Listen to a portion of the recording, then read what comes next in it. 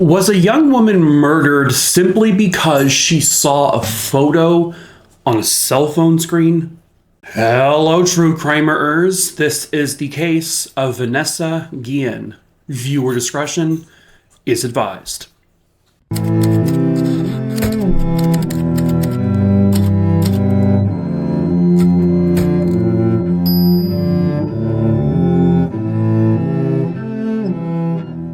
Real quick before we get started, hello, my name is Mike. If you've never been here before, I tell true crime stories, 3 of them every single week, Monday, Wednesdays, and Fridays. So, if you like that kind of thing, please subscribe. I also tell short form true crime stories over on TikTok. The link to that is in the link tree in the description of this video below, as well as the links to check out my merch. We ship internationally, and also my Discord server, but be over the age of 18 if you're going to join that, or else you'll be kicked out. All right, well, let's get into today's case. Vanessa Guillen was born in Houston, Texas on September 30th, 1999. Vanessa would grow up with siblings that she absolutely loved. They were like the best of friends. Vanessa was described as just like a really passionate young woman growing up. She would grow up in Texas, and she would end up graduating from Cesar E. Chavez High School in 2018. Vanessa was someone who apparently was like balancing back and forth this decision to either want to play soccer or join the military. Vanessa really loved playing soccer, and she was very good at it. And there was definitely like that potential, that possibility that she could become, professional. But she also grew up seeing like her other family members kind of like in the military, and it seemed to inspire her to ultimately choose the military. And so pretty much right after high school, that's exactly what she did. And pretty much from the get-go, she was shipped off to, I guess, South Carolina. And according to her family, she was the first member of her immediate family to ever really leave the state of Texas. Vanessa was extremely proud of joining the military. She was so proud of serving her country. It's something that she felt was like, is something she was meant to do. One of her sisters said that Vanessa was just the happiest she'd ever been. And everyone could tell that she made the right decision for herself, that the military that was it. They said you can just see it in her face, her eyes, her expression, just everything. It just changed about her to know that she made the right choice. I guess after serving some time in South Carolina, she would go to Virginia, and then after that, she was actually shipped back to Texas, where she would be stationed at Fort Hood. Fort Hood, I guess, has recently been, the name has actually changed to Fort Cavazos, but it is a pretty large military post located near or in Killeen, Texas. And this was going to be within driving distance of Vanessa Guillen's family, so that was really good for all of them. But it wouldn't be long after she would be, moved to Fort Hood that her family, because she would go and visit her family, they started to notice that positive, happy ball of light, that, smile that just gleamed everywhere. It seemed to be fading. Something seemed to have changed after just being at Fort Hood for like a few months. She wasn't as talkative. She wasn't her normal, joyful self. She didn't seem happy anymore. She seemed tired all the time. For a while, her family kind of just thought, well, maybe that's just the military life. She's working a lot of hours. But they eventually got Vanessa to kind of open up. And she admitted something awful. She had been sexually harassed at Fort Hood. She mentioned that it was a sergeant who had been sexually harassing her, and I guess she didn't say his name. And it kind of appeared that, a female working on this military base, it was problematic. Men are unfortunately going to be men. And eventually, because of what happens to Vanessa, unfortunately, it sort of opened up the door and kind of opened everyone's eyes to there being a much, much larger issue at Fort Hood. It was April 22nd, 2020. We are at this point right at the beginning stages of the COVID pandemic. Vanessa had last been seen on the base sometime in the early afternoon, specifically at the Regimental Engineers Squadron headquarters, I guess in the parking lot of that particular building, which is just outside of the armory. And later that night, around 9 p.m., her family had been trying to text her and call her all afternoon, all evening. Her boyfriend had been trying to call her, text her all afternoon and all evening, but they were getting no responses from her. That was very unusual. She always responded, always. So they call Fort Hood and say, hey, we can't get a hold of her, to know where she is. The following day, April 23rd, she's officially reported missing. And she's officially reported missing to the Army CID, or the Criminal Investigation Division. They quickly found out that Vanessa was seen, I guess, entering the arms room. And she was going in there to, I guess, confirm serial numbers for particular weapons and equipment. The arms room she entered was actually being controlled by Specialist Aaron David Robinson. Aaron Robinson joined the military in 2017. He trained as a combat engineer, and then by the time this story takes place, he was an E4 specialist. They apparently searched the base, and they searched the surroundings of the base, and they don't find her. They do find her access card, her wallet, her keys, and all that. They find that, I think, in the building she was last seen by. But for months, literally, she's just missing and they can't find her. Her family believes the Army is keeping them in the dark, that they're not maybe doing everything they could be doing to find out what happened and where she is. It's kind of, as this is going on, you get these trickling stories about how there's other women, other female soldiers who have reported sexual harassment, sexual assaults by their male counterparts. And so they're like, is this what happened? And what about this Aaron Robinson fella? He was the only other person in that building, and then she was in it, and then suddenly she's gone. Did he have anything to do with this? But the CID would say that they had put in thousands of hours of investigation. They interviewed 300, 400 people, all from the base and around the base. They interviewed friends and family, and they are just coming up with nothing. It was then kind of discovered along this time that Specialist Aaron Robinson was dating a citizen, a private citizen. And that was 22-year-old Cecily Aguilar. Cecily Aguilar was married to another soldier there on the base. But that marriage was estranged. It was not going well. It was pretty much nearing its end. Now, this would apparently break fraternization rules at the fort, just considering that, Cecily Aguilar was dating or married to a soldier on the base, and, she could not have been... Basically, another soldier could not be dating her if she's married to another soldier. It's bad. It's bad for many reasons, but you can't do that. But what, if anything, did that have to do with the disappearance of Vanessa Guillen? They interviewed Cecily, they interviewed Aaron Robinson, they've interviewed all these people, but they couldn't find any links at that time to why Vanessa Guillen had gone missing. Sure, Aaron was probably the last person to see her, but that doesn't mean anything.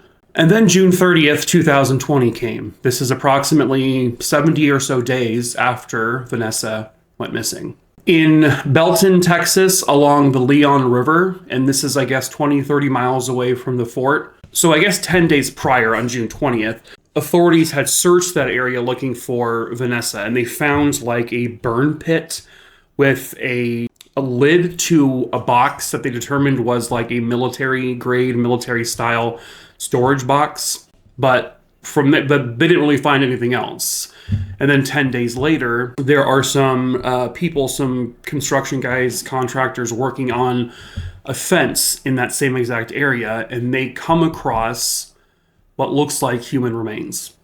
And they were partially buried, and they were partial remains. This body had been dismembered. They discovered in that area that there was concrete laid down, covered by dirt.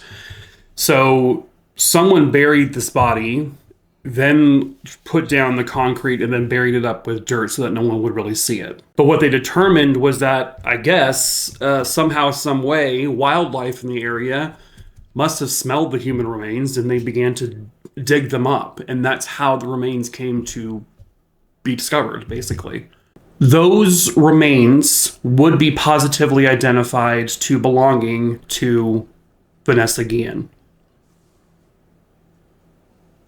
So, because that military grade box, that lid to that box had been found nearby, possibly came from the armory, they decided to first re-interview Cecily Aguilar and then Aaron Robinson. And when they talked to Cecily Aguilar after the body was found, basically after she knows the body was found, Aguilar cracked, and she basically confessed to something. She said that Aaron Robinson killed Vanessa Guillen. He told Cecily that the day it happened, that he struck Vanessa over the head with a hammer multiple times and killed her. Then he put her in one of those military-style tote boxes and loaded her body into his vehicle. He then enlisted the help of Cecily Aguilar to dispose of the remains, meaning she helped dismember her body and then bury her body, pour concrete, and then pour dirt over the concrete, and then just went about their daily business. Cecily Aguilar would tell police that she was afraid of Aaron Robinson. He's a dangerous guy, and that she felt she had no choice because he just admitted to murdering someone. So, she kind of just complied, which is according to her. That same night that the body was found on June 30th, after they've interviewed Cecily, they decided to have her call him and recorded the phone call. And basically she said on the phone, baby, they found pieces. And he did not deny any responsibility, but he also didn't really necessarily admit the responsibility over the phone. But the way he sounded was like, uh-oh.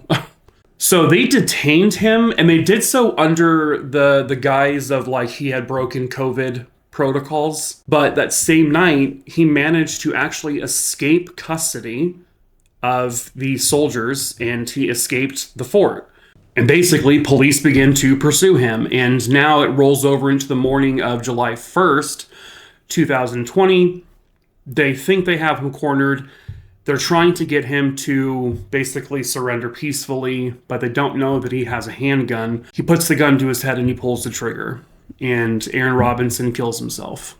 Cecily Aguilar was arrested and charged with connections to this case. And eventually she's indicted with 11 different counts. And then she would end up pleading guilty, and she was sentenced to 30 years in prison. What was Aaron's motive? Was he the one sexually harassing Vanessa? Turns out no. Turns out it was somebody else.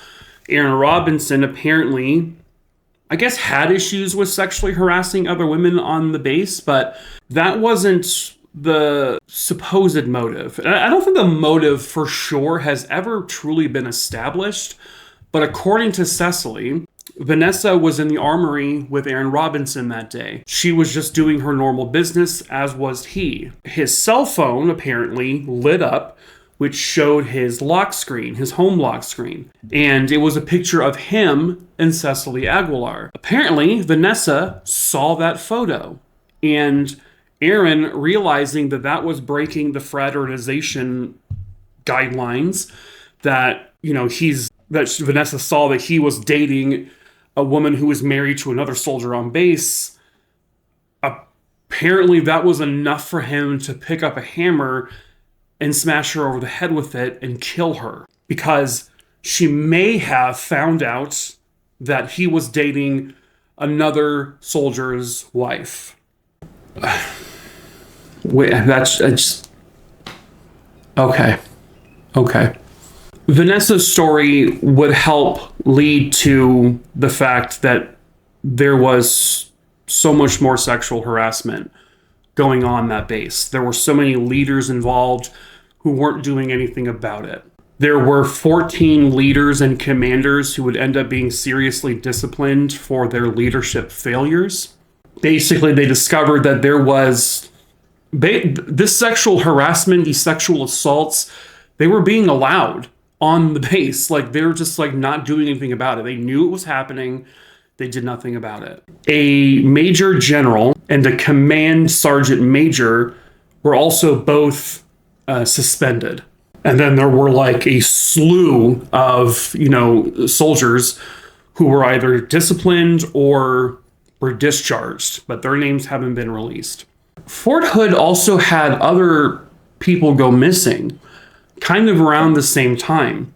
A 23-year-old soldier named Elder Fernandez, he had gone missing, and he had actually also been reporting that he was being sexually harassed. Well, he was later found, and he had ended his own life because of this harassment, and because no one was doing anything about it. While they're searching for Vanessa, they actually find another body. Another soldier named Gregory Morales. He actually vanished in 2019 from Fort Hood. And as they're searching for Vanessa, they find his skeletal remains. And they determined that foul play was involved, but his case is still unsolved. They haven't figured out who killed him. And then, of course, at Fort Hood, back in 2009, there was a mass shooting. 13 people were killed, 30 people were injured. And then in 2014, another mass shooting happened where 3 people died. So there's like a history there of violence, of sexual harassment, of sexual assault. And so when this happened to Vanessa, it seemed to finally kind of just release, right? And like let the entire world see. I mean, we all knew about the mass shootings, but the harassment and the assaults and the other, the violence, murders and all that, it's like, yikes. But at least a whole bunch of people were reprimanded, people were let go, people were discharged. A lot kind of came from this. And because of Vanessa's story, they enacted, I guess, a new bill that now under the U.S. Military Code of Conduct, sexual harassment is now considered a criminal offense. That, for some reason, had never been a part of the Military Code of Conduct Justice. And this new bill also allows soldiers to report harassment, assaults, etc., to commanders who are not their direct commander. They're now allowed to report out of their chain of command if they don't feel comfortable reporting to them. And that's because their chain of command may also are the chain of command of the people who are harassing them. So there may be like a connection between those two. So that's why now you can report outside of it. It's really unfortunate that it took Vanessa Guillen to be murdered for this to all kind of happen, but if you want to say something positive happened from it, I guess we have that. So Vanessa, really, she kind of brought all of this out, thankfully. They have her to thank for it, but at the same time, you also don't have her anymore because she's been murdered. Vanessa Guillen just dreamed of this life of serving her country, helping her country, and that's what she wanted to do. That's what she was good at. But unfortunately, Vanessa would be let down by the people who were there to not only protect the country, but also to protect her. Vanessa and many, many, many other soldiers, male and female, were completely let down. And Aaron Robinson is dead. Cecily Aguilar is in prison for 30 years. But Aaron Robinson took the coward's way out. And that's not really justice, in my opinion. But at least he can't hurt anyone anymore. And I just hope that in some way, shape, or form, Vanessa Guillen, knowing the positives that came from this horrible event, hopefully her and her family can be at peace. But that is it for this case. True crime, a Rooney, Dooney, Dingleberry Dongs. Yeah. Hope you found it interesting. Like I said at the beginning, please subscribe if you're into true crime.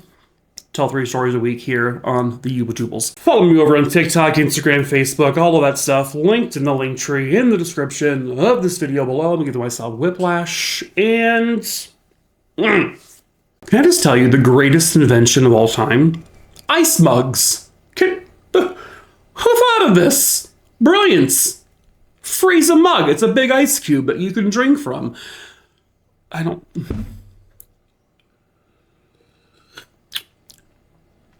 I'm not sponsored by Big Ice Mug or anything. I just thought I would share that. I bought a 4-pack on Amazon for like, I don't know, money.